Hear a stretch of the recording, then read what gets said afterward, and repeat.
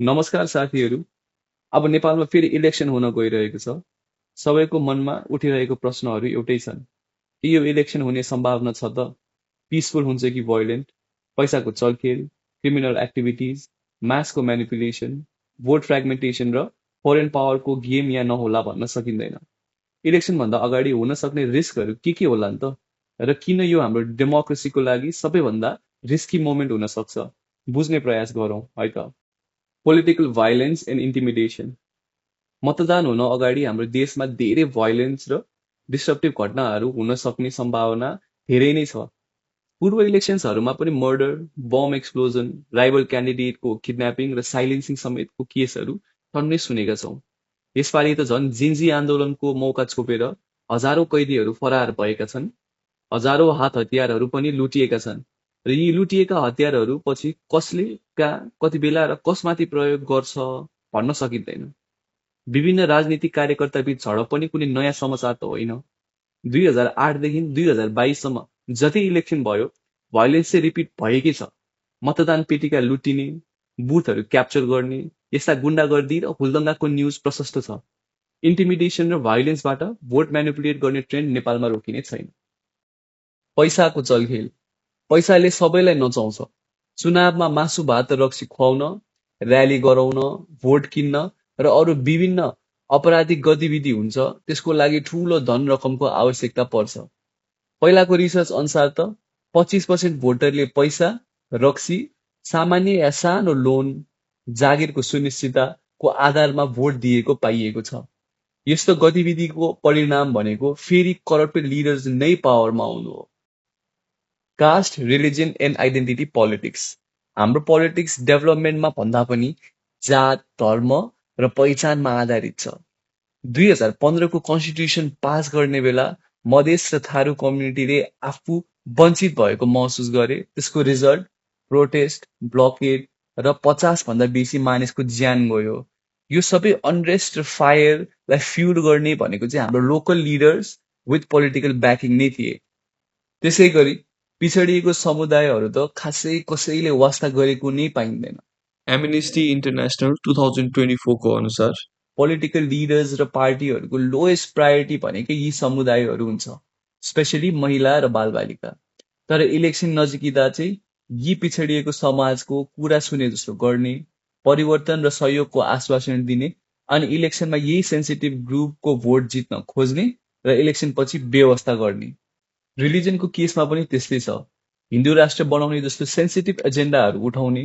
यसको रिजल्ट चाहिँ चर्चमा बमिङ, हिन्दू मुसलमान कम्युनिटीको बीचमा क्ल्यास गराउने। इट्स अल ब्याक बाई हाम्रो पोलिटिकल लिडर्स। यो सबै रूढिवादी सोच भएको समुदायको भोट सिक्योर गर्ने प्रयास मात्रै त हो। पावरमा आउनलाई यो मुद्दाहरूको गेम अवश्य पनि खेलिनेछ र कता कता सुरु भइसकेको देखिन्छ। Media manipulation and propaganda. यो इलेक्सनको एउटा मेजर ब्याटल ग्राउन्ड भनेको सोसियल मिडिया हो। हामी सबैले देखिसक्यौँ र भोग्दै आएको छौँ सोसियल मिडिया र द पावर इट होल्ड्स।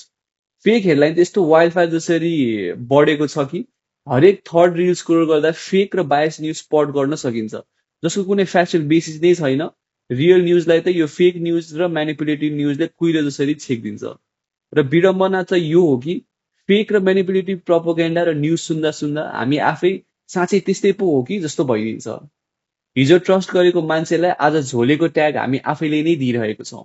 अबको 6 महिनासम्म के हुन सक्छ तपाईँ आफै इमेजिन गर्न सक्नुहुन्छ। Foreign influence. नेपाल यदि आज भारत का अंग होता वहाँ शांति भी होती तो नेपाल में खुशहाली भी होती। हाम्रो पोलिटिक्समा फरेन स्याडो त एकदम क्लियर छ। 2006मा इन्डियाले 12 पोइन्ट अग्रिमेन्ट गर्न रोल खेलेको, विगतका गुरिल्ला ग्रुप्सहरूलाई फन्डिङ र सपोर्ट विदेशी पावरले नै गरेको, वेस्टर्न डोनरहरूले पनि आफ्नो एजेन्डा पुश गर्न खोजेको, एमसीसी र बीआरआईको नाममा पैसा खानेदेखि देशको शान्ति सुरक्षासँगको खेलवाडको प्रश्न उठेकै हो। आगामी इलेक्सनमा फरेन रोल सेन्सिटिभ छ र यसले नेपालको सोभरेन्टीमा सवाल उठाउन सक्छ। यो सबै कुरा हुने र गराउनेको मुख्य उद्देश्य भनेको तपाईँ हामीलाई विभाजन गराउन नै हो, स्पेसली हाम्रो सबैभन्दा इन्फ्लुएन्सियल र एक्टिभ जेन्जी भोटर्स। जेन्जीले अब पोलिटिक्समा ठूलो रोल लिन थालेको छ। Protest, social media uprising trends, street rallies यो जेनेरेसनले करप्सनको विरुद्ध आउटस्पोकन छ, तर रिस्क छ फ्रेगमेन्टेसनको।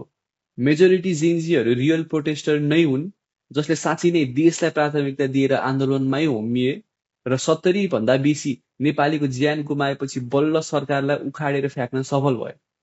कोही स्ट्रिट्समा थिए त कोही सक्दो घर र विदेशबाट पनि आफ्नो सपोर्ट देखाएकै हो।